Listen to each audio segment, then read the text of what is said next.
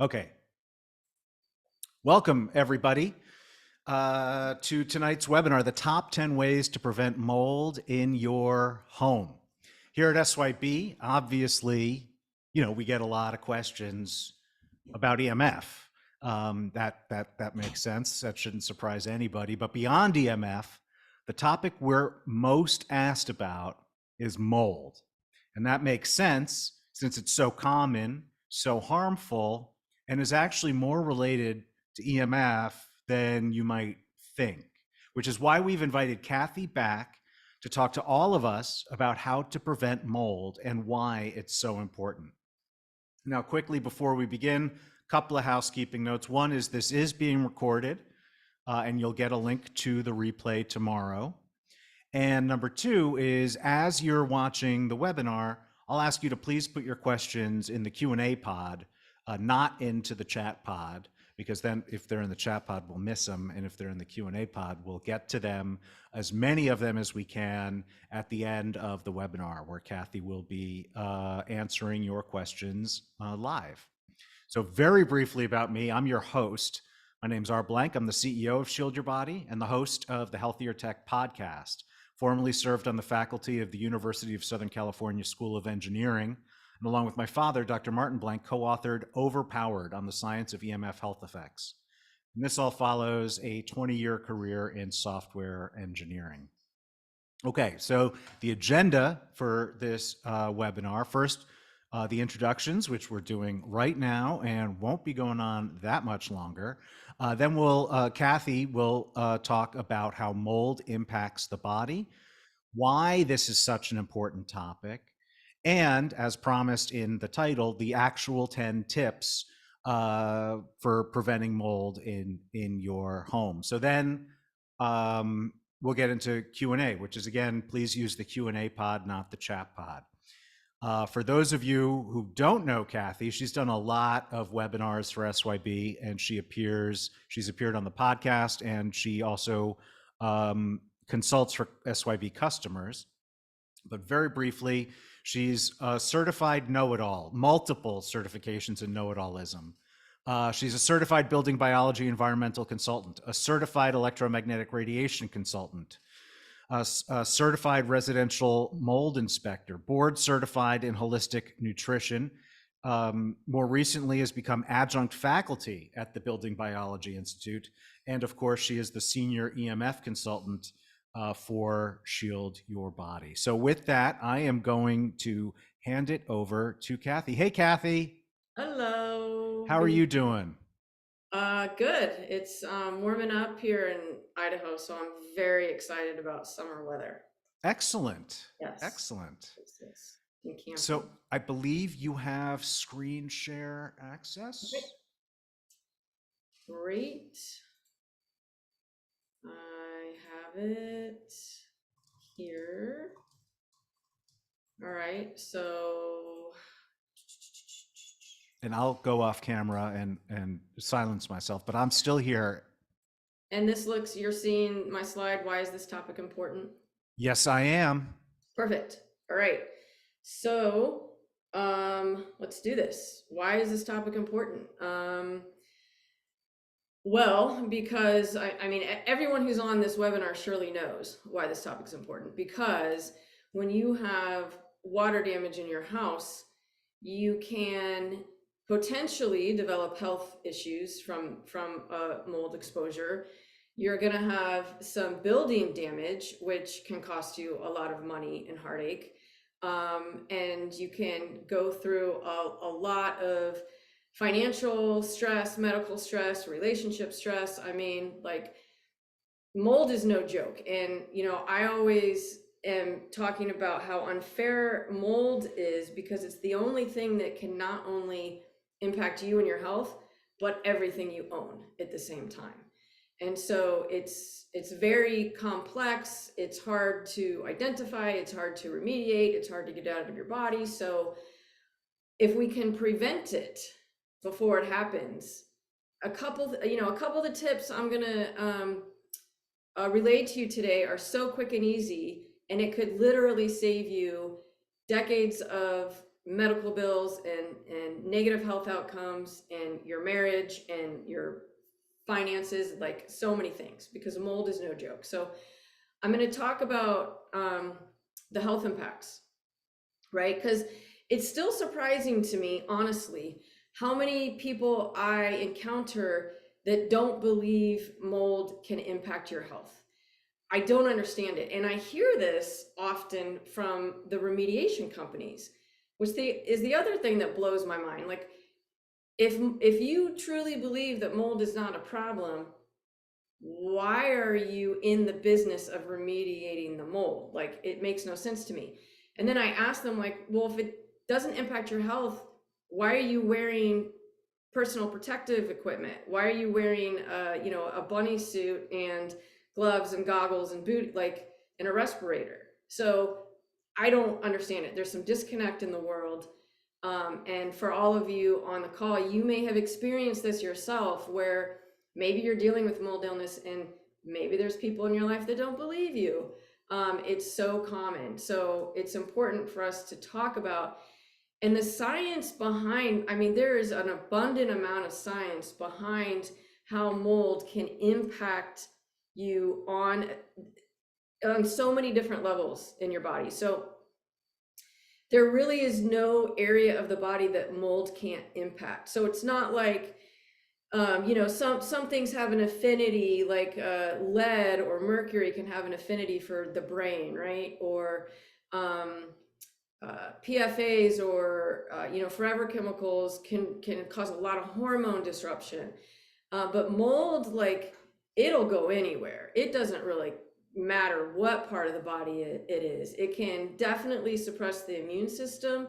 And this is actually medically recognized, right? If you are immune compromised, you are much more likely to develop a mold illness or candida or aspergillosis. And these are, I mean, the hospitals know about this and they're like, oh yeah, well, that's true, that happens. But they're not quite catching on to the fact that it can cause hormone disruption. So mold can mimic estrogens and bind to estrogen receptors, and it can cause a whole host of hormone dysregulation. The brain inflammation is very real. So, a lot of people tell me, they go, well, I don't really think there's mold in my house because I'm not sneezing, I'm not coughing, I don't have asthma, I don't have respiratory issues, so I don't think it's mold. Meanwhile, they're having mood problems. Their child has fits of rage. Some people have, I mean, on the extreme end, some people are having seizures.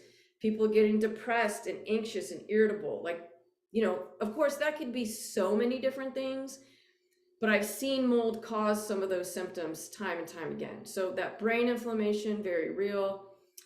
Gut inflammation, what doesn't impact our gut? Pretty much everything.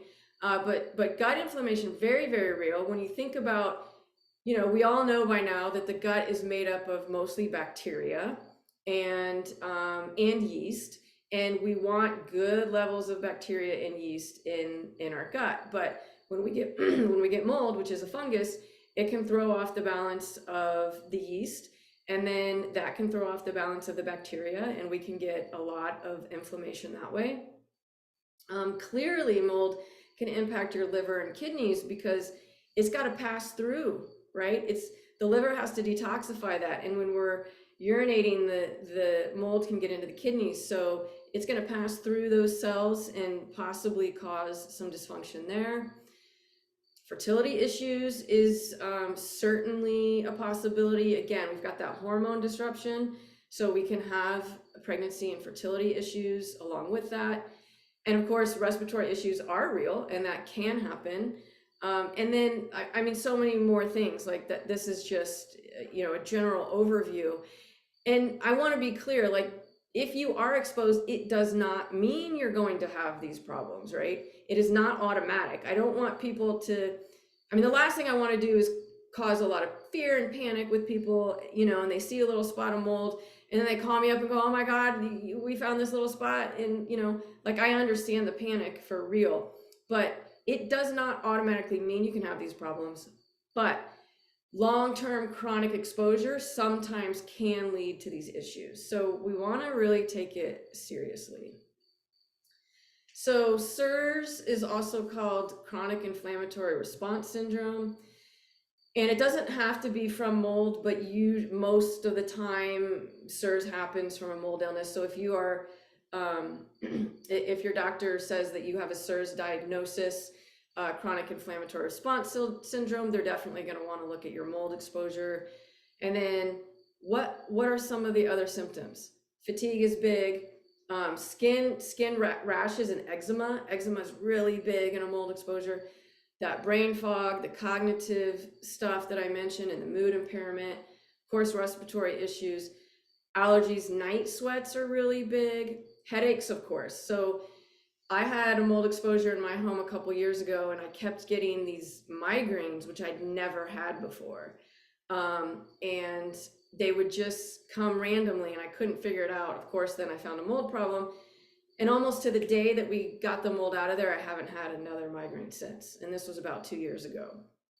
So headaches are for real, tinnitus, sleeping problems for sure, static shocks. So if you walk around your house and you feel like every time you touch something, you're getting a static shock and nobody else in your house is, or your friends aren't, that's not happening, that can be a sign, which is very interesting.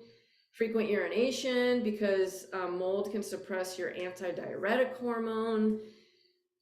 Dizziness, blood sugar regulation. I mean, you guys can read the slides. There's so many things that mold can affect. And again, long-term chronic exposure, we can get into these more serious conditions like cancer and Alzheimer's and Parkinson's and et cetera.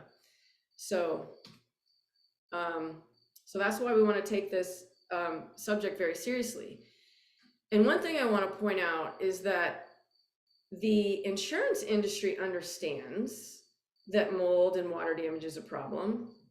In fact, they anticipate, or they expect, that a water event will happen in a building at least once every 25 years in a single family home. So if you've got a 100-year-old home, chances are you've had at least 4 water events. Now, these are only the events that have claims. So and as a mold inspector, I know this number is much higher. Most houses have an event much more frequently than once every 25 years. But the insurance industry, even when I started in this business 6-7 years ago, I saw a lot more coverage for water damage and mold even than today. I mean, it's changed a lot in the last 6 years. And even before that, insurances used to cover this, but these days almost never, because it's so ubiquitous. So water damage is real. All right, so what we really want to get into here is the prevention, right? And the top 10 tips, because again, if we can prevent it from happening in the first place, your life is going to be so much better. So here we go. And you know what, I'm gonna skip ahead quickly, because I have a guide for you that you can download to follow along, and I should have put this right in the front, but I didn't. But for anybody, if you want to go to this, I have the link here on the slide if you want to type that in, or I don't know what happened there, or use the QR code, which I know a lot of us aren't using cell phones, so I have the link if you don't want to use the QR code. You can get the guide, you just have to put your email in there, and then I just put it into chat. Amazing. So people can click on it. Yes, that is why didn't I think of that? Good idea. Okay. So that just makes it easier because I've got links to stuff that I'm going to talk about. So, all right. So starting with number 1, monitor humidity. All right. And we were talking a little bit about this before we hit record, but water is the thing. If you don't have water in your house, you can't have mold. Mold cannot exist without water. Okay. It needs a food source. It needs oxygen, but it must have water. So keep the water out of your home and you're going to prevent mold. So what does this mean? Okay, well, we need hygrometers to monitor the humidity, all right? Because we don't know what the humidity is. We don't know if we have a problem. Ideally, we want the humidity to be under 50 or 55%. 50% is kind of the sweet spot. You also don't want it to be too dry, because that's, viruses and dust mites can thrive in super dry conditions. So 50% is perfect. And, if it starts to creep up past 55, that's too high. We definitely want it under 60.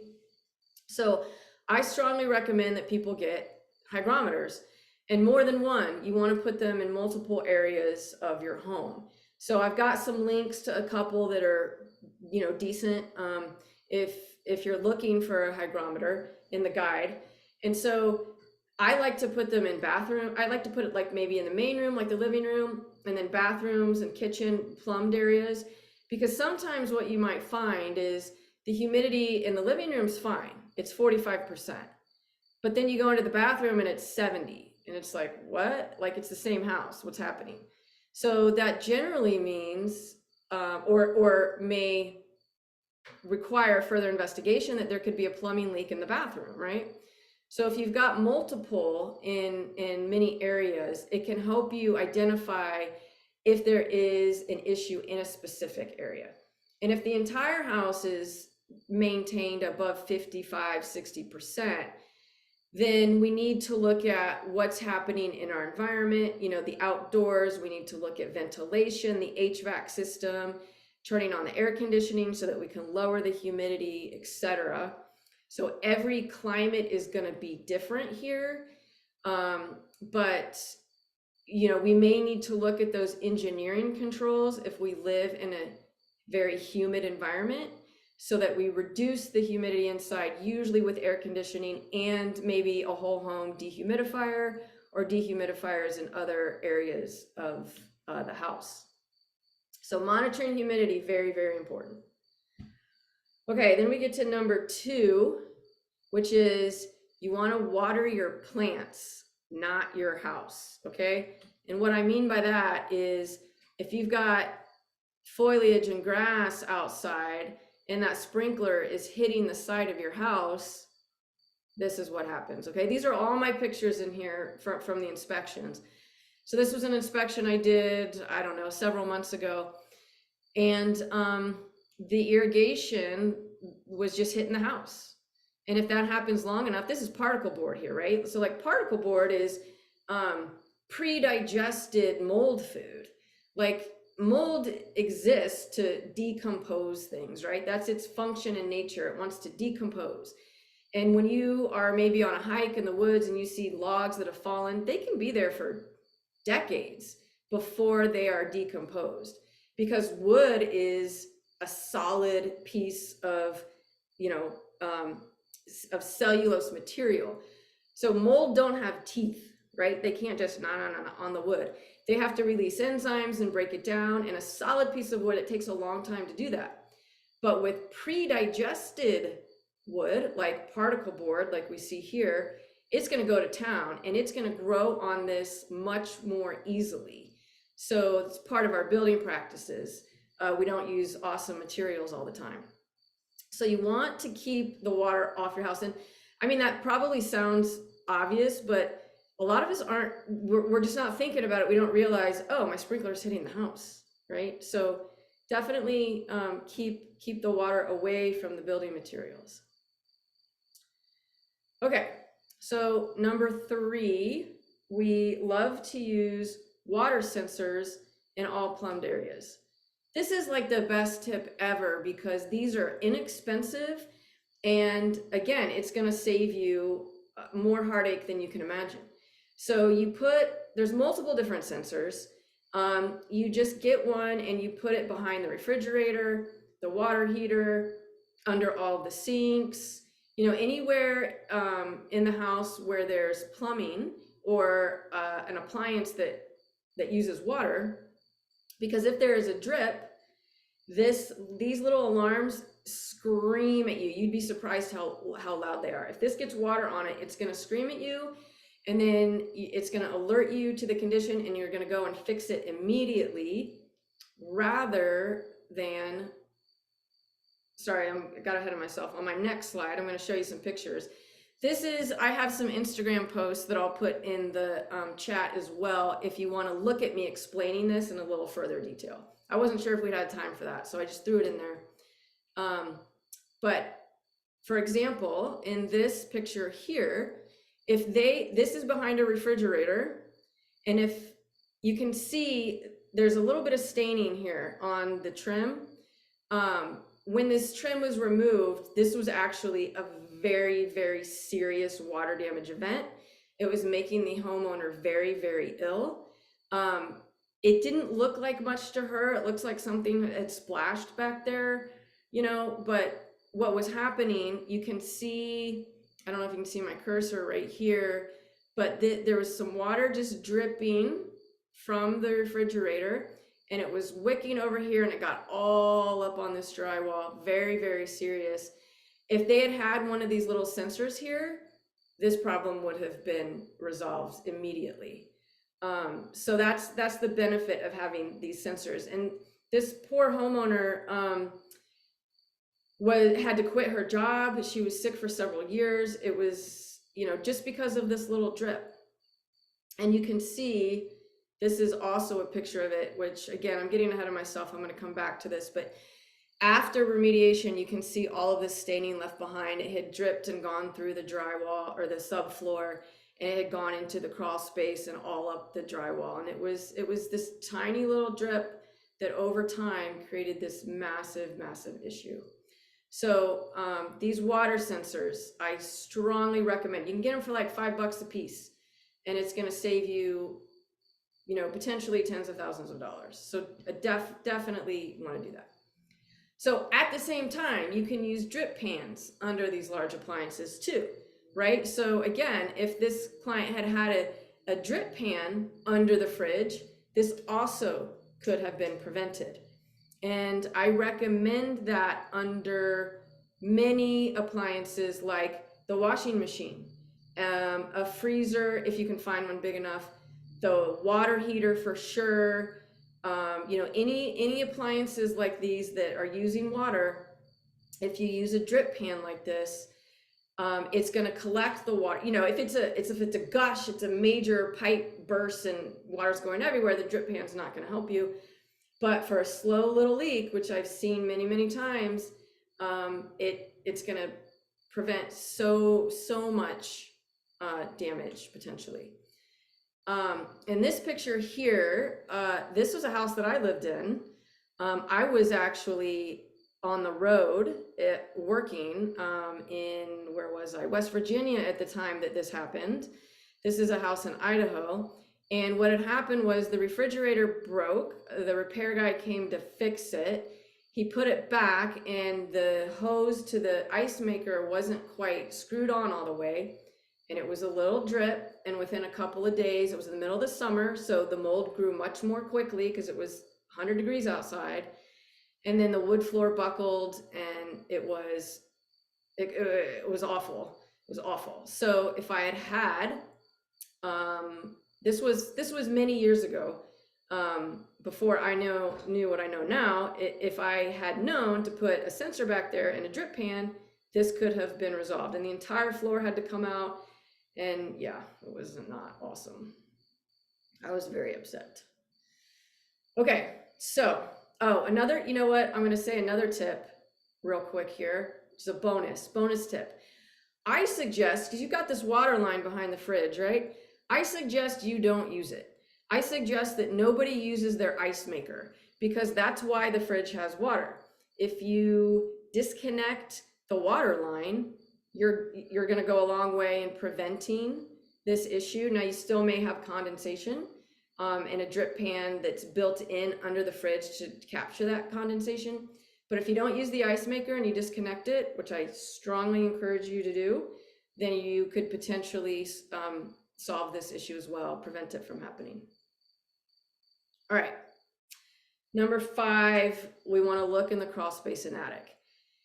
And I say that because in my inspections, most of the places that I find problems are in the crawl space and attic, and nobody's ever going there, right? So something could be happening in these spaces for years, and you would never know, because when was the last time you went into your crawl space and attic? And I don't blame you for not going there, because it's gross and dirty and tight and claustrophobic and hot and not fun. But we do need to get somebody up there to look once in a while. And if you don't want to do it, hire somebody. And I mean, you want to be confident if you're going to do this. You want to suit up, you want to put on your bunny suit, you want to put on your respirator and goggles and gloves. And I tape my gloves to my protective suit. And then you have to know where to walk. You got to get on the rafters, and sometimes you got to like go under ductwork and do a little twister, and like to get to all the spaces. If you don't do yoga every day, this is going to be difficult for you. But if you are so inclined and you want to get up into your attic and crawl space, it's important, because these are the things I find, right? This probably could have been prevented if somebody was hopping up there once in a while and noticed it in the beginning, and noticed that there was a humidity and a ventilation issue there. Because when I go into an attic, I'm also going to take a hygrometer with me to see what is the humidity here. Is the humidity much higher here than in the rest of the space below in the living spaces? Because if it is, there's probably a ventilation issue that we need to address. So looking at these spaces that no one ever goes to is very important. And again, a YouTube video, I'll put a link in the chat if anybody wants to look at this. But this is a very, very common thing that I find in the crawl spaces, where the builders leave, or the contractors leave construction debris in the crawl space. Okay, so these are pieces of drywall, and again, we've got pre-digested mold food. Dust is the ultimate food for mold, but paper is like the second best. It's like a partay for mold, because it's all pre-digested and it's going to go to town, and mold's going to grow on paper very, very, very easily. So if this crawl space gets wet, which it had, that crawl space debris is going to get moldy like that, and you're going to have a potential problem because of the stack effect, where the air from the crawl space rises up into the living space. So what's happening in your crawl space is critically important. And I would say 98% of crawl spaces I go into have construction debris everywhere. Sawdust and pieces of wood and OSB and drywall, and they're moldy. And some people store boxes down there, which I don't recommend. And so then you got to clean up your crawl space. And this is an easily prevented problem. Just take it out of the crawl space. And then of course, you want to look around the crawl space for leaks and moisture and water coming in that way as well. Okay, number 6, you want to keep your caulking and grout sealed and intact. So what do I mean by that? Well, when the caulking starts to fail around the backsplash, the shower, the bathtub, if the ceiling, the grout, the silicone, if that's failing, water is going to get up under there and wick up the wall or whatever that finished material is. So you can see that that's clearly been happening here. And so I don't know whatever happened in this home. I said that you need to, at this point, you can't just replace the caulking. When it gets this far along, you have to take out the shower and the tub. You got to open up those walls. And so that's what I recommended in this situation. I'm not sure how that turned out. I would really like to know, because there's so much failing here that the chances of water getting up behind there is very high. So when the grout starts to fail, when the caulking starts to fail, we need to get on that right away, so that we can prevent that water intrusion behind those areas and behind the tile or whatever the area is. And we're supposed to actually reseal our grout every 6 months to a year, and most people don't know that. So you can get a grout sealer, like AFM makes a non-toxic grout sealer, and you got to redo that so that your grout will last longer and you can prevent this water intrusion in those areas. So another place that I often see problems at the top of this, like if you have a shower surround, like a fiberglass shower surround, and then where it meets the drywall, oftentimes the caulking will fail there, and that's a place where water can get in. So that probably needs to be sealed, or put some silicone across that to keep water out. And when this does not happen, this is a closet. This is an inspection I was doing, and this was a closet on the opposite side of the bathroom, right? So you need to think about, well, where's the water going? So in this case, the grout had failed. Actually, the silicone had failed around the trim. The water got in and traveled to the closet on the opposite side of the wall. And this doesn't look that bad, but it actually was pretty significant. There was a lot more happening here. And this was Stachybotrys, quote unquote, the black mold. And the daughter who was living in this home was not doing awesome. So it can travel. Water will travel anywhere it wants to go. So we need to be cognizant that even if it's in the bathroom, the water might be going to other places. Okay. So number 7, using your exhaust fans. Please use your exhaust fans. So the hood over your stove, the bathroom fan. So in the contracting world, people call bathroom fans fart fans. And I'm like, what? Like, that's not what it's actually for. It's for humidity, okay? It's not for people doing their business in there and trying to reduce the smell. That's what most people think it's for. It's actually, the purpose is to take humidity out of the bathroom and then take it out of the building so that you don't have this box inside your house that's got 100% humidity because you just took a shower. And then the water, water wants to go to the dry side. It wants to dry to the dry side. So it's going to potentially could go through the sheetrock to the other side of the paper and dry there inside the walls, and you would never know it. So running an exhaust fan, critical to reduce the humidity so that you reduce your chances of growth in these humid areas.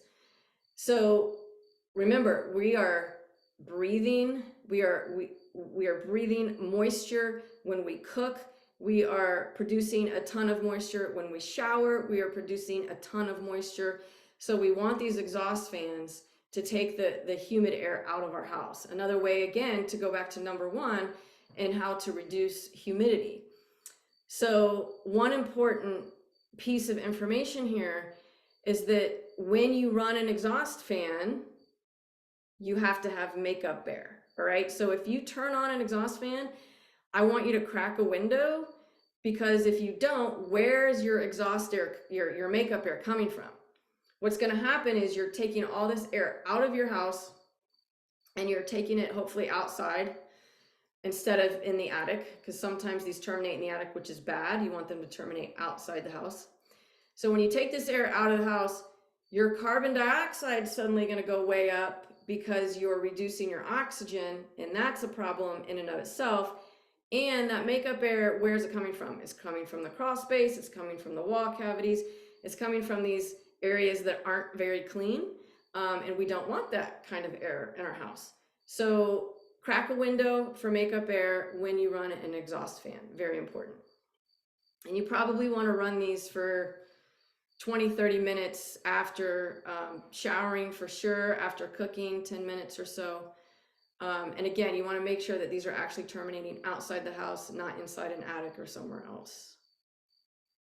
So another awesome tip. So when I'm done here, I will put this link in the chat as well on how to test your fan to see if it's actually working. So this is an Instagram post I did, one of the most popular ones I've done. And I show you how to determine if the exhaust fan is actually functioning properly. You take a piece of toilet paper and you turn the fan on and you see if it'll hold the piece of toilet paper. If it doesn't hold it, then the fan's not doing enough to reduce the humidity. And you might need a new fan, or you might need to clean it out, whatever. So, just because you have a fan doesn't mean it's functioning properly to meet the objective. So again, I'll put a link in there when I'm done here for that. Okay, number 8, you actually want to dry your shower and tub after you use it. Now this is going to depend on what type of shower and tub you have, but if you don't dry it, you're eventually going to, your grout's going to go more quickly, right? It's going to fail more quickly. It's going to get growth in the grout. You can use a squeegee or a towel to dry this off. And I know that some of you, like me, are like, seriously, another thing to do. But it only takes 30 seconds or a minute. And again, it's going to save you lots of time and heartache down the road. And this is also really important around the bathtub, especially for you parents out there with little kids, because you know what can happen when you are bathing your little kids and they're having a blast in the tub and they're splashing and the water's going everywhere. I suggest that you put towels down during bath time. Put towels down in front of the tub where the tub meets the floor, so that the towels are going to capture that water. Let's not clean it up after. Let's capture it, when the splashing is happening, and then you're going to make sure that the water is not dripping under the floor. And in this case, this is a situation where that had happened. So the caulking here started to separate. It was just past its life, right? It needed to be redone, but it wasn't. And the water was getting under the vinyl floor, and then the entire subfloor had a bunch of mold on it. So let's just keep it dry to begin with, and then we won't have that problem. Okay, number 9, we want to monitor our water usage. So if you're getting a water bill every month, do you ever look at it? Because you should. Because if you have the same use, your usage is going to be very similar month to month usually, unless you've got a pool in the summer, or unless you've got a whole family, coming over, staying with you or something. But generally we use about the same amount because our habits are pretty much the same most of the time. If you see a jump in your water usage one month for no explicable reason, then you might need to think, is there a leak? Right? Because if you have a leak, if the hose bib is broken, or there's, I don't know, a leak, in a plumbing area somewhere, the water is going to continue to flow, and you're going to see in your bill that you've got a much higher water usage. And that should be a tip to you to figure out, okay, there's probably a leak happening here and you need to go find it. As a matter of fact, I was walking this morning. So I walk outside every single morning, and I was walking down the street and one of my neighbors had one of their irrigation sprinkler heads bust off, and it was gushing water all over the roof and all over the side of the house, very aggressively, like a lot of water. So leaks happen, and I have seen it in the opposite way, where there will be a leak in the drip line, the irrigation, but it's just a small leak, but it's continual, right? So there could be a change on your water usage in that situation, which you want to pay attention to. Okay, and then number 10, install sink mats. So this is also a house that I lived in, the same house where the floor buckled that I showed you before, and there was a tiny little water drip happening under the sink. And this is the drywall that we pulled out of there. It was pretty nasty. And it had been happening for a long time, because the landlord who used to live there said, oh, I've been trying to figure out for years where that leak was coming from. And I about lost my mind, because this is what was giving me migraines, this bit of mold here. It was Stachybotrys chaetomium and Aspergillus penicillium, which are all potentially extremely toxic. If I had had a sink mat under there like this, I could have prevented that, right? And the sensor, if I had had either of those in there, that could have been prevented, right? So shame on me for not knowing that at the time, and now I know. So easy solution. I like the silicone ones because they're less toxic, and then I like the ones with the lips, right? So if there's a water event, it can help capture that. Now the lips aren't very big, so it's only gonna protect you for a certain amount of water. But again, all I had was a tiny little drip, and it would have completely solved that situation. Okay, and I have a bonus. I have a second bonus for you, which is to reduce your EMF exposure. So, we're on a call here with a lot of people who have awareness about EMF. So I need to put that in there, that if you can reduce your EMF exposure, that can potentially help you reduce the impact of the mold in your house or in your body. Now, I want to say, like, the research on the interaction between mold and EMF is still very new. I really want to see more robust research on this topic, but there is some evidence suggesting that EMF can exacerbate mold toxicity and cause it to grow. Again, some of that is speculation. There is a little bit of research. I want to see more, but you know what? Like, why not? Let's just reduce our EMF anyway. Let's just take it out of the equation. And so I know that I did develop a course for R and Healthier Tech on how to hardwire your internet. We'll put a link to that in your chat. It's the number one thing you can do to reduce your EMF exposure. And I say this all the time. If you have, I have fireworks going off and I have no idea why. That just, I guess because they're so excited about this topic. It's awesome. Zoom knew how amazing that was going to be, that I was mentioning hardwire your internet, because people are often concerned about that tower that just got put up or their neighbor's thing or whatever. But I'm telling you, 99.9% of the time, your router is your biggest exposure. So if you can hardwire your internet, that is going to be the number one thing to dramatically reduce your overall EMF exposure. So I highly, highly recommend that. And a last comment about antifungals. Antifungals are not that helpful. So a lot of times contractors or your landlord or someone will go, oh, you've got a little mold here. I'm going to cover it. I'm going to spray it with Kills, or I'm going to spray it with an antifungal. Cool. Well, that's what happened here. And you can see the mold grew right through it. So, or it got dust on top of it and then mold grew on the dust. So these sprays, antifungals and stuff, those aren't preventative measures. All right. They're not even remediation measures. You don't want to do that. We want to really focus our attention on the prevention piece. And we do have more information about remediation that R is going to talk about in a second. So there's the guide again, I think, that R already has posted in the chat for you. And then that's it. I'll post the links to the videos I mentioned in the chat now. And I think I'm going to stop my share so R can take it over. Excellent. Thank you, Cathy. If everyone will just bear with me for a minor minute. There we go. So before we're going to get to Q&A, and there are already a lot of questions in the Q&A pod. If you have questions, now's a great time to add them there. We'll get to as many as we can. Now, before we get to that, though, I wanted to let you know about Cathy's newest course over at Healthier Tech. So you heard Cathy mention her Hardwire Internet course. I put the link into chat. That's a super popular course where in under an hour, Cathy will teach you everything you need to know in order to dump the Wi-Fi and hardwire your internet. And you don't need to drill holes in walls or anything like that. So that's a great course. But her most recent course is called Mold Remediation Done Right.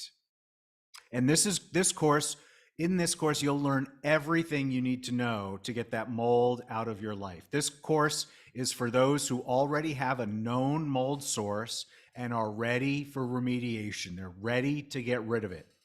You'll get 1 full year of unlimited access to 5 in-depth video-based training modules, all created and taught by Cathy based on her years of experience helping people fix these problems in their homes.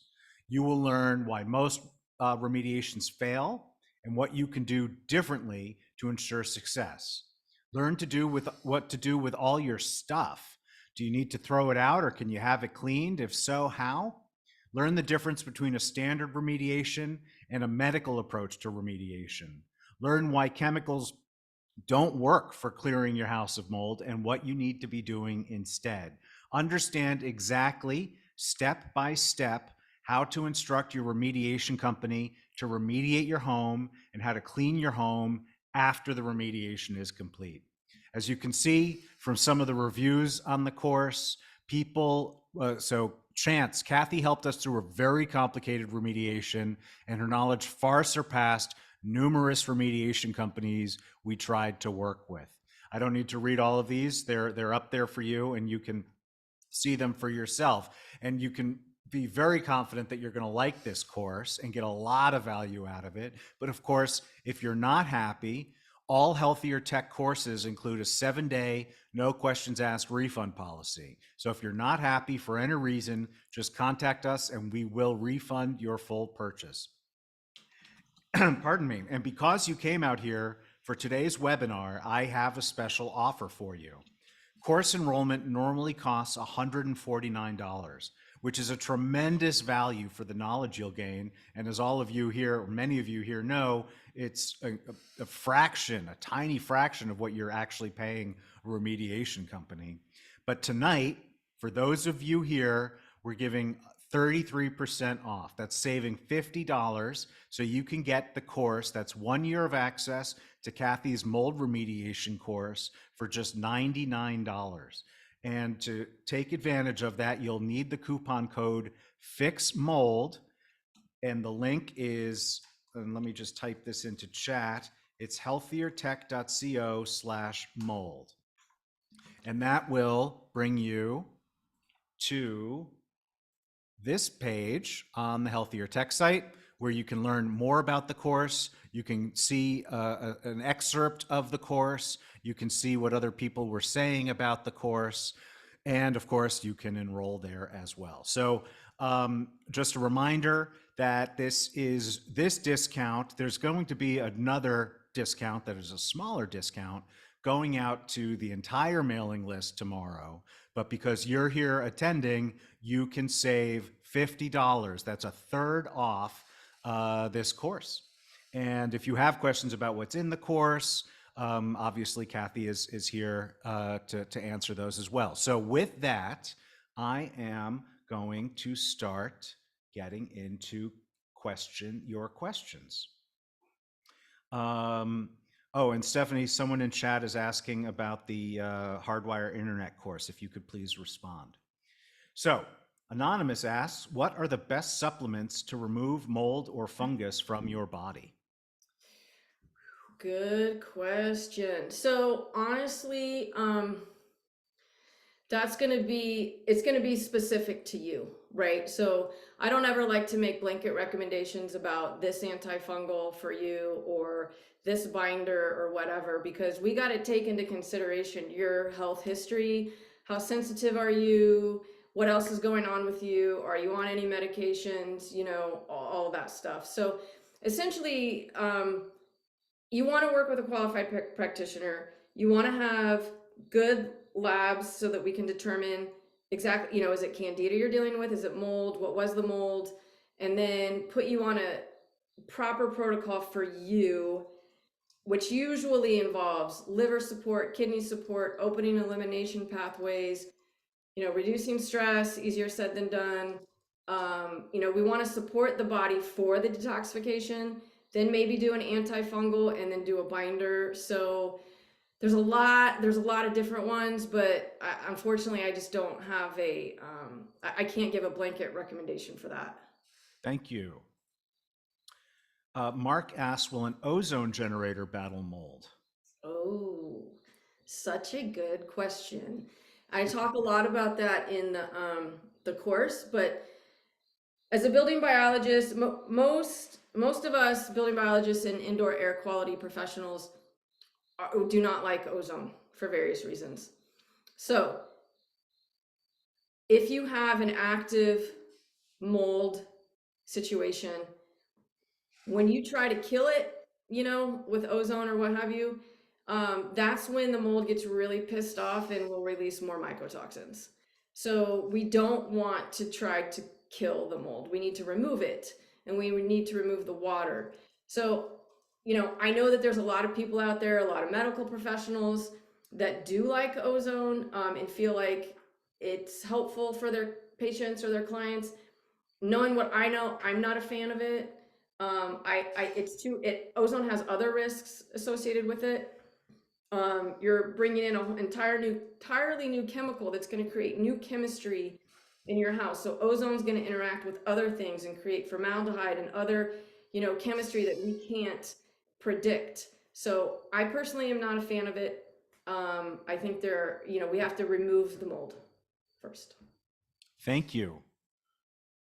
Um, KG asks, can you give advice for new home builds in terms of preventing mold?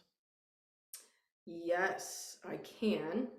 That So I would just, probably depend on where they are, though, right? yeah, yeah. So, I mean, yeah. So I do a lot of new home consulting. It depends on where you're at, your site, your climate, your budget, what you're going to build, the building Oh, materials, what he type of says, he or she says Arizona. Arizona. Okay. Okay, good. So, then I mean, we need to get into building materials, what all the things I just mentioned. You're in the high desert, but you have mold in your town. Yeah. So, I mean, you can reach out to me and we can talk about potentially, working together if you want, but we're going to need a lot more information, like your site, the slope of the site where you're building, the building materials you're going to use, who your contractor is, building codes in your area, all that kind of stuff. So Hmm. it's very, very unique to your specific situation. Yeah, but so more generally, though, it is something that you can and should take into account when designing a home. A And million percent. yeah, and so you and really any uh, certified building biology environmental consultant would make sure that that was something that was considered when you're contacted by a client to say, help me make my house healthy. This would be one of the things you would be focusing on. Yeah. Yeah. In fact, you're doing that right now. We had a webinar a couple of months ago, I guess, with ECI development. So this is among the things you're doing. So you're helping a development company design a low EMF community in Nicaragua, but it's not, your scope isn't just low EMF. You're also working on things like making sure it's a low mold environment, which is of Yeah. course, particularly important when you're talking about a place that rarely gets below 80% Yep. humidity. Yep. Yep. Yeah. Yep. For sure. Great. Thank you. I don't know if this is something you can do on the spot, but WC is asking, can you recommend a mold testing and remediation company in Idaho? Well, I'll recommend myself for the mold testing in Idaho. I'm a mold tester. But remediation, we should talk offline. Um, so I don't know where in Idaho you are. I'm in Boise. So in the Treasure Valley, I've had significant experience with remediations, and there's some that are awesome, and there's some that are not so great, and there's some that do not like me because I really have high standards. If you are in southern Idaho, let's contact me. Northern Idaho, I don't have as much experience with, but I might be able to help you out. And that's Cathy at wholehomeandbodyhealth.com, right? Yeah, I'm gonna type in. Sometimes that I just, email gets a little glitchy, so I'm gonna type in another one here in the chat. oh, okay. I was going to type it in, but that's great. I got it. Okay. Great. Thank you. Okay, so Mark is asking, can you use an infrared sauna to detox after exposure? Yeah, absolutely. Awesome. Saunas are great. Infrared saunas are great. I love it. Sweat. That's another elimination pathway, right? Is sweating. So we want to sweat it out. Just be careful because you don't want to be too aggressive too quickly. And for some of my really, really sensitive clients, they can only, you got to start off with like maybe 10 minutes or 15 minutes. So we don't want to, because you'll Herx. You'll have a Herxheimer reaction if you get too aggressive and try to mobilize things too quickly. So just be gentle with yourself. But yes, saunas are great. Thank you. And just a quick note here, I see we're up to 50, over 50 questions have been submitted. So I don't think we're going to be able to get to all of them. So I apologize in advance. This is just a super popular topic. But we Um, can always do a follow up at some point for Q&A if we yeah, need. that sounds good. Yeah. Um, Okay, so there's two questions here that relate to. Well, this is from Louise. So, is diarrhea a common with EMF sensitivity and mold? Mold, yes. EMF sensitivity, I haven't heard of that one a lot, but EMF definitely can impact your microbiome. We know Yeah. that. So, yes, I mean, So yes to mold and wouldn't be surprised to right. EMF. Yeah. Thank you. This you answered. Okay, so Elizabeth is asking, what if humidity goes down to 19%? And I mean, that's obviously a very specific number. I'm assuming that's something that Elizabeth is measuring in her home. But you had mentioned levels you want to keep it under, but you'd also said not to let it get too low. So what's the sort of range? I mean, obviously what's possible is going to vary based on where you are, but ideally, what's the range of humidity you want? Yeah, I'm gonna actually I'm gonna pull up a chart and share because this is a good question. Oh, And so let me stop sharing. oh, okay. Yep, go for it. All right. So this is something that I put in my reports for people when I am doing an inspection. So you can see this optimal relative humidity for minimizing adverse health effects, right? Can you see that well? Like, I don't. 40 to 60% Yeah. is what I'm seeing. So 40 to 60%. And then and you can find this chart online very easily.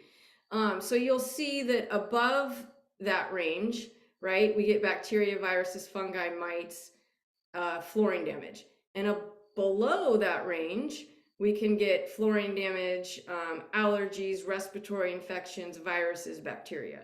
So if you are in this lower range, yes, you can make conditions comfortable for different biologics, and we don't love that.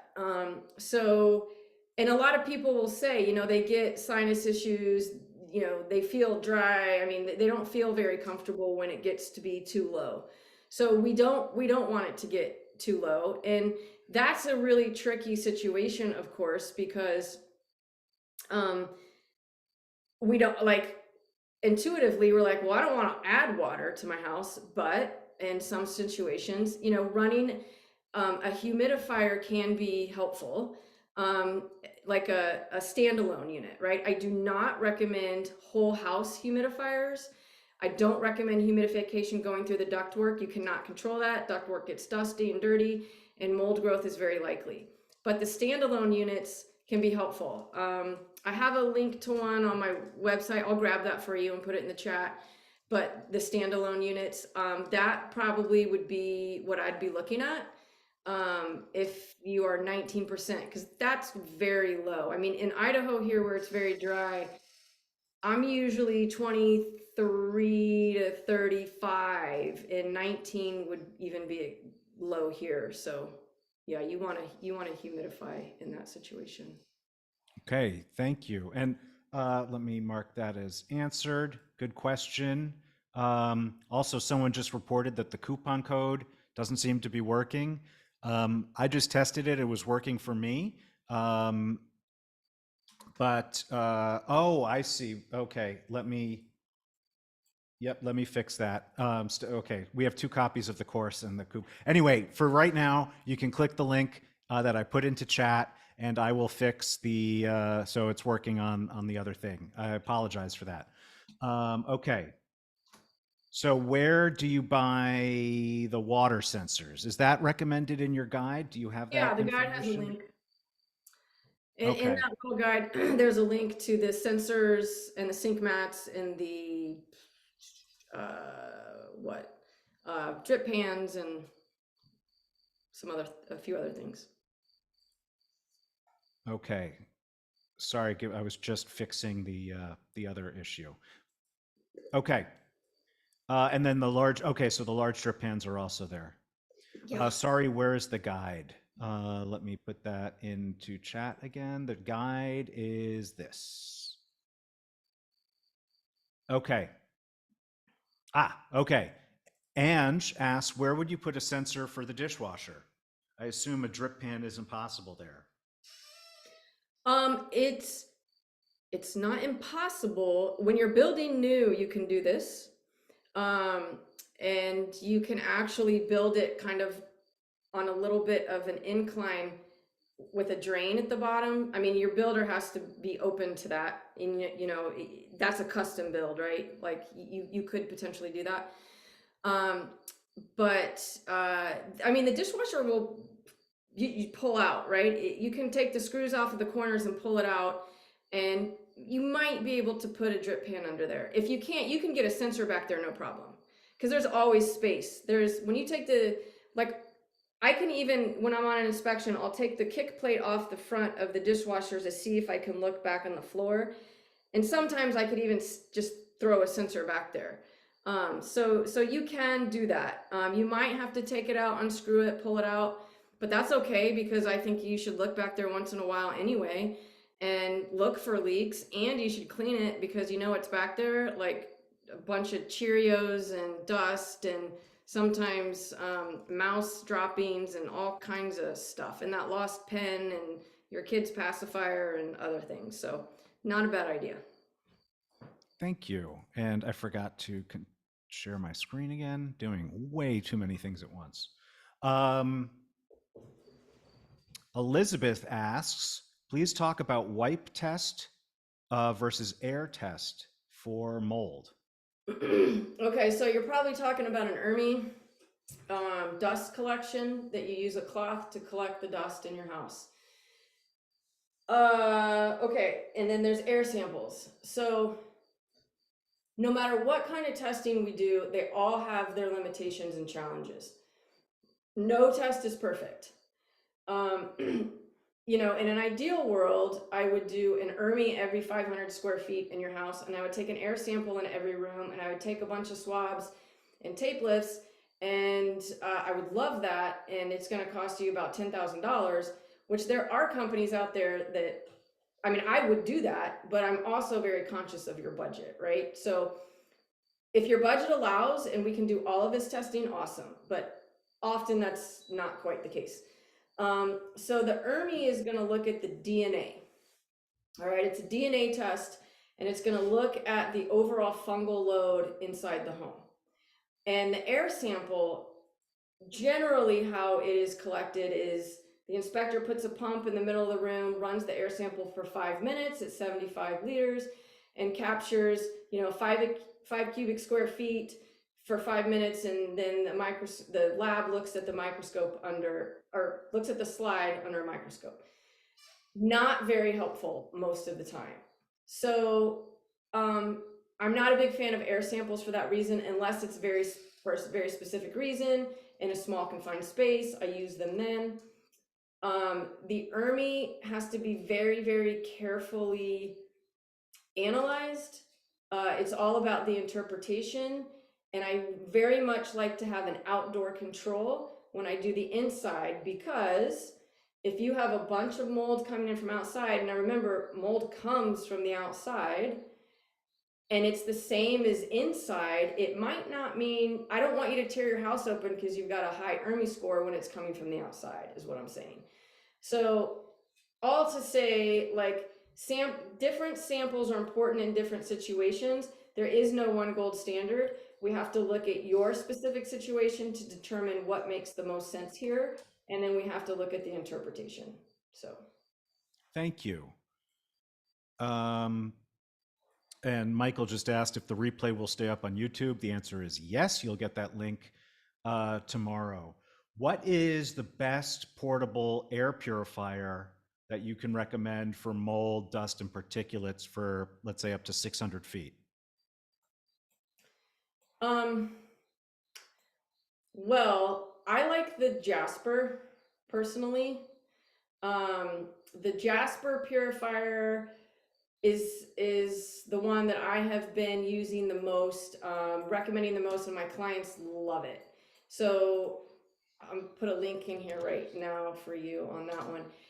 It is more expensive than many, but the reason is because it is made of steel, so it's not plastic, so it's not going to have off-gassing from the plastic.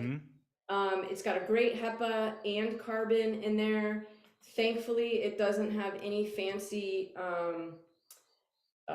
Wi-Fi or Bluetooth. It doesn't have any ionizers or ozone or any of this stuff we don't want. So it's just a straight up solid, good steel air purifier. The company is amazing. I love working with them. Very respectable, honest, upfront, philanthropic. So that's the one I like the best. It's the one that I recommend over any other. Thank you. Um, how do you know if your fridge ice maker has mold in it? You mentioned that they're susceptible to developing mold, which actually surprised me given the temperature. But how do you know? You don't necessarily, unless you want Okay. to test your water. You So know, you would, okay, so you'd run the water through it and then melt an ice cube and then test the water? sometimes I mean sometimes I can just see it in the tube. Okay. Chances are, I hate to say this, chances are it does. I mean, Ugh. it's very common, I should say, and not every time, not every time, but I just don't think it's a good idea. So you can test the water. Yes, there's a lot of times you'll have a lab near you where you can just take a water sample in and they'll test it for like 15-20 bucks. Okay. So if you want to test it, yeah, do that.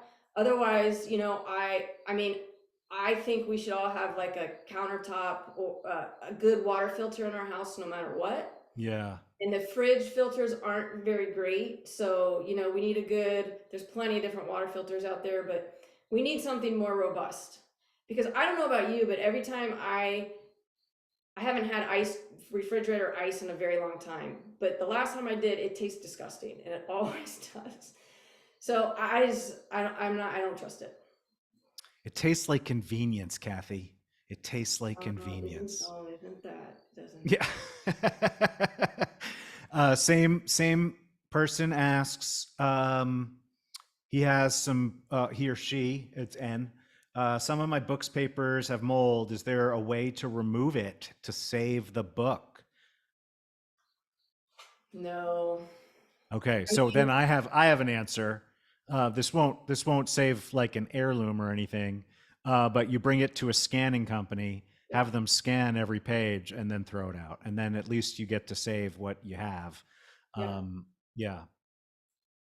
Oh, by the way, I did actually say there was one other piece of advice I put into chat while you were talking, which is when I go on vacation, I turn off all the water at the pipes to prevent the possibility of leaks while I'm away. Awesome. Yeah. So that's something you might want to think about putting in your presentation there, Kathy. I only had 10 and I gave you two bonuses. Come Yeah. on. But you're right. um, That's a great tip. Yeah. yeah, because you could be away for a week and it starts right after you leave. And if you're in an apartment building, then you're damaging like the floor beneath you, and then the neighbor downstairs is gonna, it's not that I'm speaking from personal experience or anything. Just Mm. okay. So this is good. This is sort of this gets into some more. I don't want to say practical is not the right word, but not the technical aspects of it. But what do you recommend if the issue is the crawl space, but you rent and the landlord won't take care of it? Move. I mean, Okay. I hate to say that, but like, well, first of all, I don't know. Like, you can have, just because there's mold there doesn't automatically mean you're going to be impacted by it, right? There's different types of mold. Not all mold is toxic. Not all mold is going to cause health This problems. person reports allergy and breathing issues. Yeah, if well, what can you do? I mean, besides move if they won't. Move. Yeah, I mean, you can Yeah, do. one it depends. Actually, in a prior life, I have a little bit of experience with this. Um, there are regulations in some cities where landlords are obligated to take care of certain types of mold issues. And there, so I forget, I mean, it would depend on the city anyway, but there would be in those places, like Los Angeles is one of those places, there is an agency you can call to report it. And then they'll send out an inspector and they can compel the landlord to take remediation. Yeah, yeah, and there's no. The laws here in Idaho protect the homeowner, not the renter. So every place is different. If you have that, awesome. A lot of Yeah. places. Ange is asking what the brand of non-toxic grout sealer is that you recommend, but I'm going to just more generally try to. That's probably in your guide, right? It's not. Oh, so what's the brand? Oh, where is it? It's AFM. I'll find it and put it in the chat for you. Okay. Now, you said you have to reseal your grout every 6 to 12 months? No, no, no, not. It's just a sealer you put over it. It's not a big deal. Okay. It's not a big deal. It just seems like so you like creating work for people. You have to wipe down the walls every shower. You have to reseal the grout I know. every 6 months. If you have split AC, you have to clean that every 6 months. Yeah. This is the kind of stuff where AI is really going to help because it can't do the work, but it can keep tabs of this stuff. Like, hey, you need to reseal the grout. I know. I mean, it's hey, I don't. I'm a renter for a reason. Not awesome. I mean, it sucks. It's one more thing to do. I mean, these are the challenges of being like, the reality is that none of us are talking about is the fact that we're trying to outsmart nature and live inside four walls. And it's so against the natural world, right? But we do it, and that's what we've done for millennia, and that's what we think we're supposed to do. And the fact is, it's very unnatural, and we're trying to outsmart Mother Nature. Yeah. So when we're gonna have a box inside of our house where we run gallons of water in it, like we gotta maintain it. So it's Yeah. unfortunate. And so airflow, yeah, if you can open up your windows and even possibly doors and so forth for big chunks of the day, is that likely to be helpful for this? Or I mean, because I know building biology in general advocates for outside air over inside air, but when it comes to mold in particular, is it helpful? Yeah, unless the humidity outside is extremely high. So if you're in Florida or Panama, maybe you can't do that. I mean, you have to. That's why the hygrometers are helpful to help you keep your eye on the humidity inside, Mm-hmm. right? Yeah, and this was also something I've learned. A lot of split ACs, at least in this part of the world, have a dehumidifier option built into them. So you can set it to cool or you can set it to dehumidify. Yeah. So you don't necessarily need a separate dehumidifier. You can just turn your split AC into a dehumidifier. Um, Okay, this one, I don't know what this one's referring to, Kathy, so I apologize if I missed something in your talk. But confused by putting the towel in the bathtub. It would get completely saturated with water and serve no purpose. No? May have So missed something. on the floor, where the floor meets the tub, Hmm. outside. So you're bathing your kids and they're splashing everywhere, and you have a towel on the floor on the opposite side of the tub, right? So that you capture that water from them splashing. Gotcha. Related question. How long does a towel stay on your towel rack before going into the washing machine? Hmm. So I mean, this opens up a whole nother can of worms about bacteria and actinomycetes and endotoxins and things. Okay, so best practice, you use it once and wash it. All right, I'm gonna be the first to admit that I don't have that kind of time in my life to do laundry every day, right? So, I mean, every couple days, I know people that will use the same one for a week. I mean, it's okay, so it depends on you. Like, what's your health? Are you reacting to stuff? Do you have Mm-hmm. skin issues? Do you have actinomycetes on your body? Do you have chronic health stuff? Then you need to wash it more often, right? But don't go Uh, more than a week. That's gross. don't go what? Don't go more than a week. Okay. Um, Another task that Kathy is creating for me. Um, I have a question here. Someone might have asked it, but I'm not reading this off of the list. This is a personal question. I had purchased a new washing machine, and I live in a very humid area. I had purchased a new washing machine. Hmm. I think I had it less than a month. And then I had a friend come stay with me. She has environmental sensitivity. And um, she told me already the clothes in there smelled like mold. and so she told she actually helped me print out, and we put it on the washer so anyone who uses it sees it, that they should keep the door to the washer open at all times. Yeah, Is that like is mold in washing machines common? huge, huge problem. And So, what can you do? I mean, do you just give up okay, wash? Do you just throw out your clothes after every shower and then? yes, you wear them once, and then you go to Target and buy new clothes. No, I'm kidding. Um, so, all right. So top loaders are most of the time better than front loaders Okay. because front loaders don't the water gets in the gasket and never drains out. So I have seen, I mean, I have looked in gaskets sometimes and almost wanted to like lose my lunch. Like it's bad. So front loaders I don't love and I don't ever recommend. So, but top loaders can have a similar issue. And what happens is if the humidity gets behind the drum, it'll just kind of grow there. And if you close the lid, it's the most perfect environment for humidity and warmth and darkness, and the mold can grow there. So if you do have a front loader, you need to wipe it dry every time, get in the gasket, leave the door open, and run a bleach cycle through it every every I don't know 10 lows or something. That's a totally arbitrary number. If you have a front loader, so I actually just recently moved into a new rental and it has a top loader and it smelled horrific and I did not want to do laundry because it smelled so musty.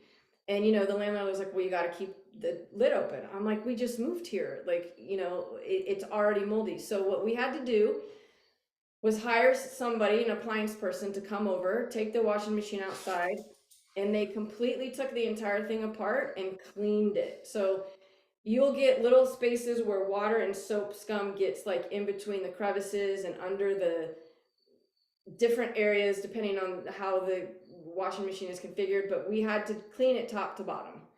And so and now it smells fine. So going forward, we have to keep the lid open. We have to make sure it's dry after every wash, and every once in a while throw like a bleach cycle or a borax cycle through. Borax. Yeah. Cool. Thank you. That was, Mhm. and you keep the door open.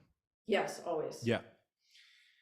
Um, is there, KG asks, is there an inexpensive alternative to drywall and other common building materials that is not mold food?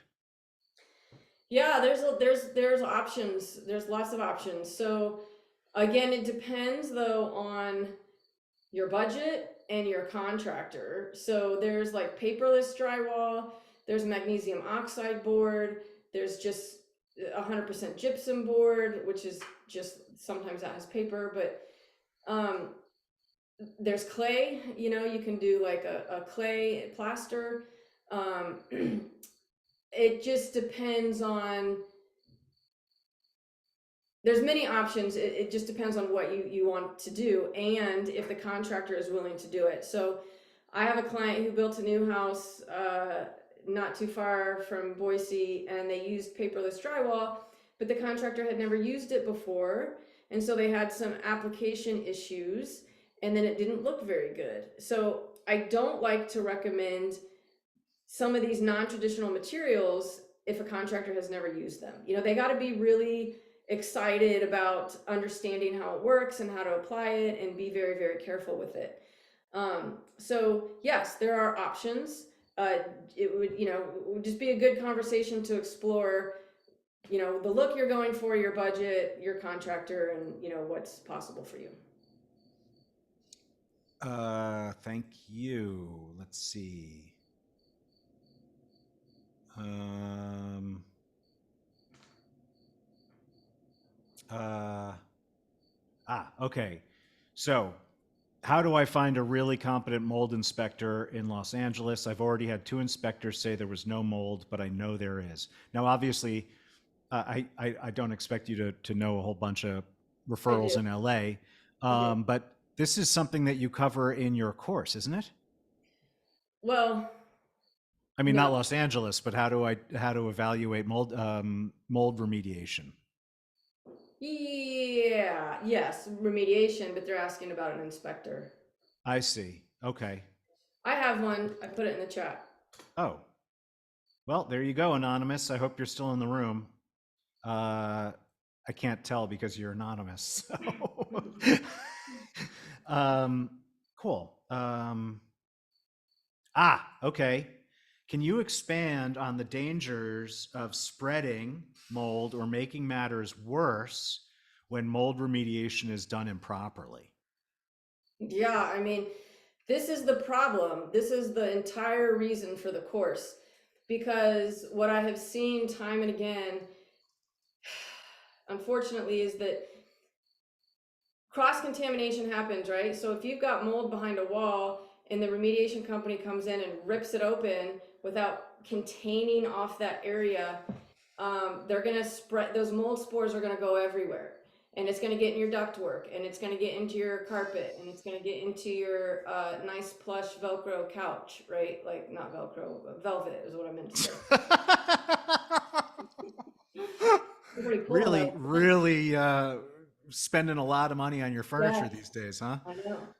So it's gonna get there's cross contamination is real, and I've had a lot of clients get a lot sicker when the remediation was not done properly because of this.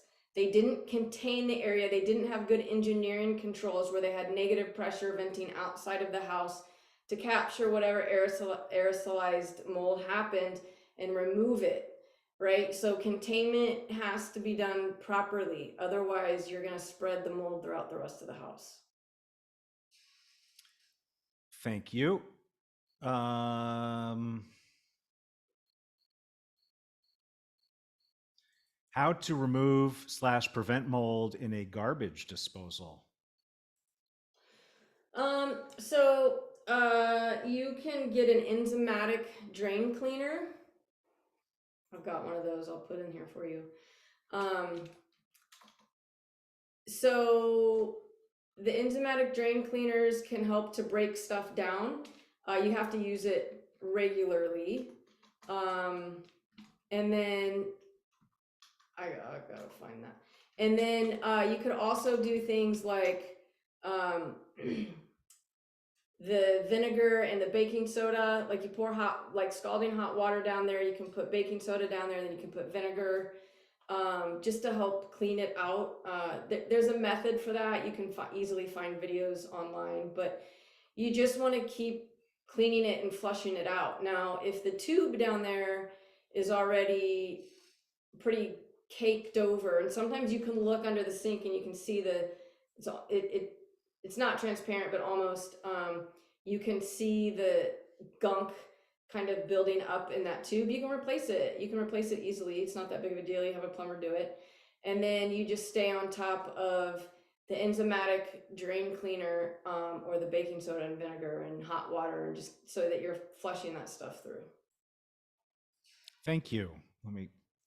So another anonymous asks, could you open the course and quickly click and show the table of contents, at least to give clues of what we'd be paying for with this course? Yep, I can. So the table of contents is as I summarized it, and it is on the product page as well, which is the health impacts, the remediation overview, the remediation step by step, and then what to do post remediation. This all follows the introduction. So it's 5 modules. Cathy, is there something you would like to add about any of the content?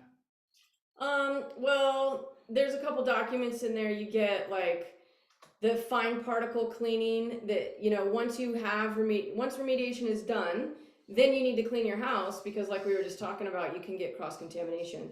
But even if the remediation company did things perfectly, you can still, the mold was there, so you may have mold in other parts of the house. So the document talks about the exact process to do that fine particle cleaning, and then there's a guide in there about what to do with your stuff. Like, can I keep my couch? Can I keep my carpet, my clothes? And so there's a guide in there that walks you through all of that. Pretty comprehensively. Um, yeah, and then what you Yeah, said. I so mean, it's yeah, once you know that you have a mold problem, you know where the problem is. It is all of the information that you need to get from there to it being fixed. Right, right. Kathy? Yeah. Yeah, right. So if you don't have a third party oversight, like myself or another inspector, then to write a protocol for you, for the remediation company, then this is what you want the remediation company to do. I want you to do this, this, and this. And then you know how to have that conversation with them, um, rather than just going, well, I hope they do it right. You know exactly what they're supposed to be doing. Um, Kari, I hope I'm saying that right. Kari asks, what is the first charge for having Kathy do a home inspection? The first charge. Like, how do you, like, if someone calls you up and says, I think I have a problem, how do you price that engagement? Um, like, well, for so my prices for like a remote consultation, like, hey, I'm just talking to you, No, I I'll think this person is asking in for the like, house. they want you to show up. Yeah. So it depends on the size of your home, right? So it depends on the size of your house, and do you have an attic? Do you have a crawl space? Where are you located? How much sampling do you want to do? So it could, I mean, on the low end, $800 up to, if you want to get really really aggressive, $5,000. Like it really depends on a lot of things, but generally, most of my inspections with all the sampling and everything, 1,200, $1,500, something like that, to give you a rough idea. And that's actually pretty inexpensive. Most inspectors are going to start somewhere at 3,000 and plus. I try really hard to keep it affordable for people, but it depends a lot on your size and how aggressive you want to get with the sampling. Yeah. Oh, here's a one that I think you might want to answer. Do you have do you recommend a mold remediation specialist in Colorado? Oh, do I? Yeah, and So, this was really asked, Kathy. I didn't okay. plant it. Yeah, well, awesome. So it turns out, like, so I'm going to Colorado in a couple weeks, next month, like the second week of July. So I guess that's in a month. To do some inspections with a colleague of mine who's amazing. So she is also a mold inspector. She's in Denver. We're going to be doing inspections together all over, well, mostly in Denver, but hopefully in a few other areas too. I'm going to be focusing on the EMF. She's going to be focusing on the mold, but I'll be driving there. So Wyoming, Utah, Colorado, I'll be coming through next month for anybody that's looking for inspectors. So if you need an inspection done, please reach out to me. Uh, and then we can guide you, on the remediation piece as well. And I can, my colleague there has some people that she works with closely, so we can hook you up with that. Excellent. And now maybe this is a good time to ask you to put your URL and email address in the chat pod again. Yep. Um, and once you're done with that, Elizabeth asks, and I just find this interesting, can you use UV to treat mold? No. Okay. So it's the same. So the problem, I mean, well, that's not true. You can. Um, the sun, UV light from the sun is like amazing. It's the best disinfectant for everything. So if you want to take something out into the sun and get UV light on it, it's an amazing sanitizer. But if you're talking about it doesn't remove it, right? So UV can be helpful, but if the mold is alive or dead, it doesn't matter. It's there, and the mycotoxins, Mm, they don't go, oh, there's UV light. Okay, I'm gonna pack my bags. I'm leaving. Right? It's still there, so you have to remove it. Otherwise, it can okay. still be toxic and allergenic. Okay. So it can kill the mold, but it doesn't disappear the mold. And Correct. the even dead mold is harmful. Absolutely. Yeah. That's interesting. Well, the We're getting a, oh, mycotoxins, yeah. Sorry. It's the mycotoxins that ride on the mold spores. It's the byproduct that is toxic. So that's the problem. I'm sorry, are we interrupting something on? I got a call, Rogue. Can you hold on? Yeah. We can hold. Do you? Do you Yeah. want to hold? No. No, yeah, yeah.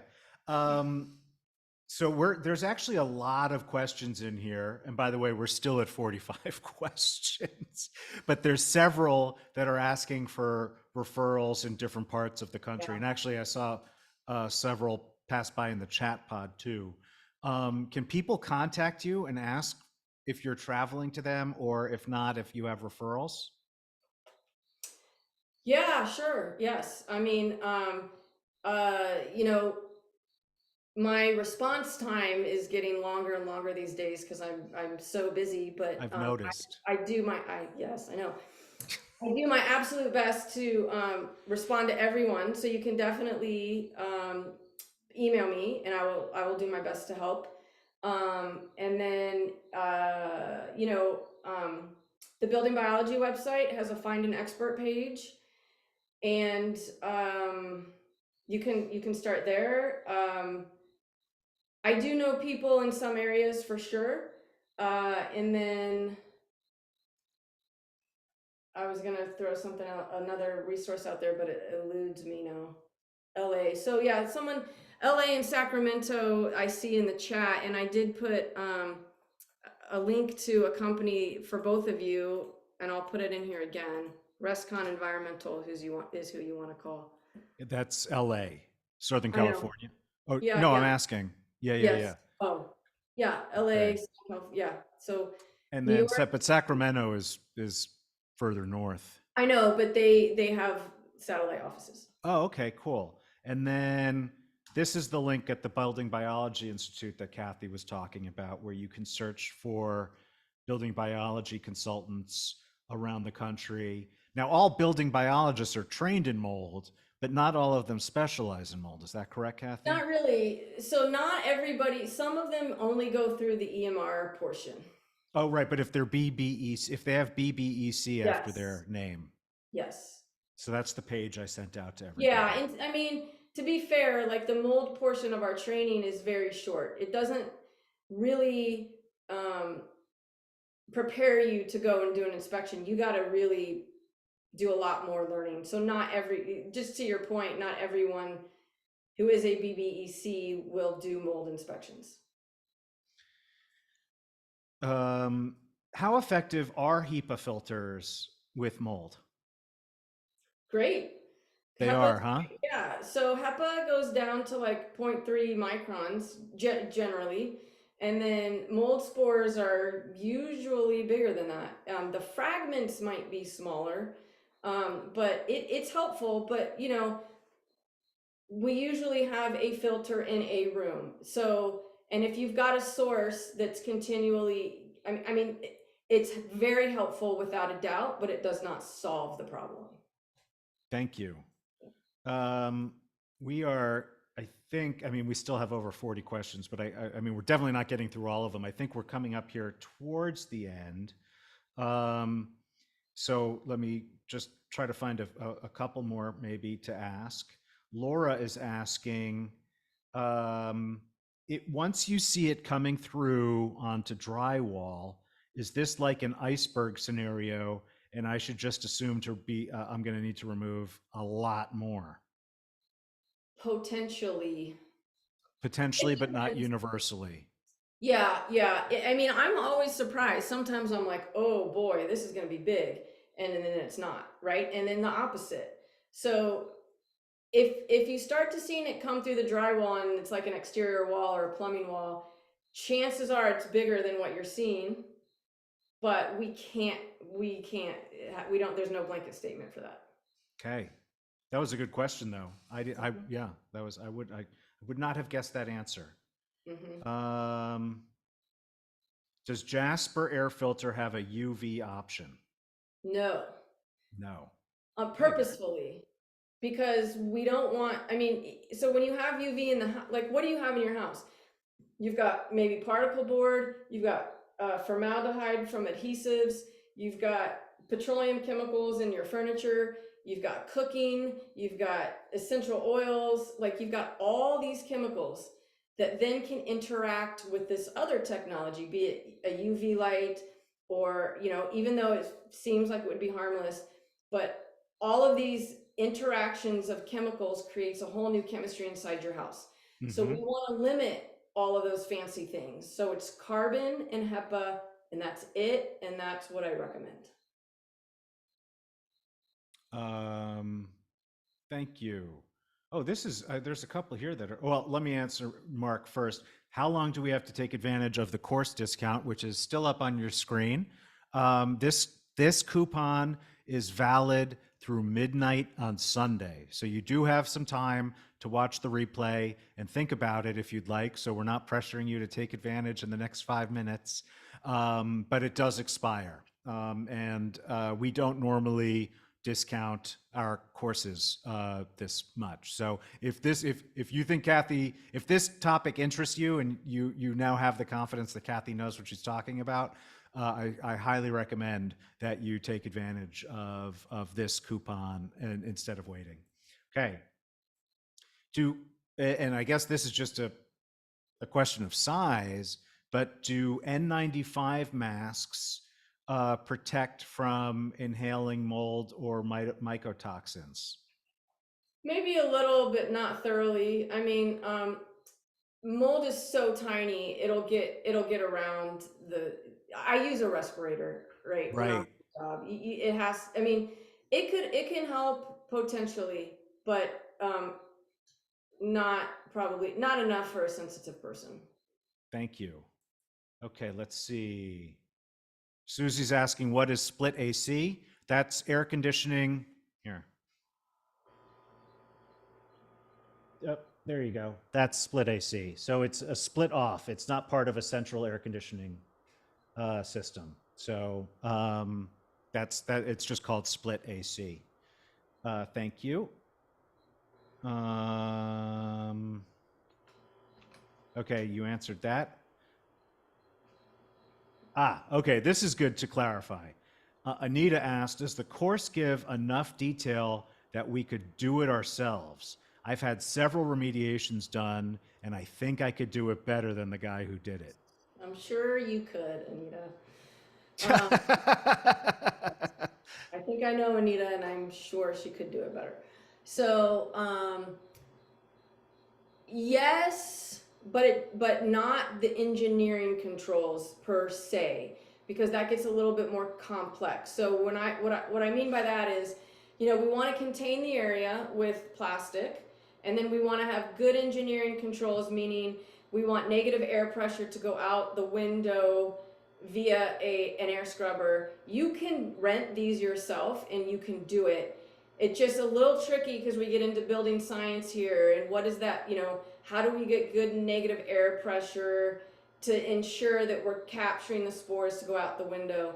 Now, to be fair, most remediation companies aren't doing a great job of those engineering controls themselves. They'll do exactly what you do, which is put up the plastic and contain it, and then run a tube out the window with an air scrubber. So yeah, it does tell you how you can do it, but I need to put a disclaimer in here as well and say, like, I can't recommend that anybody does this themselves, because we do want a licensed certified person that has gone through the training to do it properly. But I do have clients that have done it themselves, and they have done a better job than the company. Excellent. Thank you. Um, and I think I know the answer to this one. But is there a certification agency that I can reach out to for contractors that have proper knowledge about mold remediation? Maybe so. Yeah, so there's the IICRC. I'm putting this in the chat, Well, that was a good and question. Normie, which are two certifying education whatever organizations that teach mold remediation. So you can start there. Normie is probably preferred because they have a bit more of a slant towards medical sensitivities. But even though people are trained in these organizations doesn't always mean they're following the protocols. And that's what I get into pretty heavily inside the course is these are the standards. This is the book. This is what we're supposed to be following. These are the chapters you should be looking at. And this is how the remediation company should be following it. What happens is they don't do that. But you can start, you can call a remediation company and say, what are your, how do you do remediation? And hopefully that'll give you some information of whether they're good or not. And I mean, I get into that in the course about what exactly that's supposed to look like. Excellent. Well, thank you, Kathy. We've been going on now for 100 minutes. So I think that's pretty good. We still have about 40 questions left. So to your point, perhaps we should talk about scheduling another one of these for later this year, where we can really just focus on Q&A. But today, this has been really fantastic. Tremendous turnout, tremendous activity around the Q&A pod. And I really appreciate you coming out here to share this knowledge and information. I mean, I knew, not just from talking to you, but from talking to people, that mold is a really high interest topic. But I think seeing the turnout today and just the volume of questions really kind of hits that home for me. Thank you, everyone, for taking the time today to come out to this webinar. Again, this wasn't really an EMF topic, but I just knew that there was interest in this among the SYB community, so I'm glad that we could bring you this information.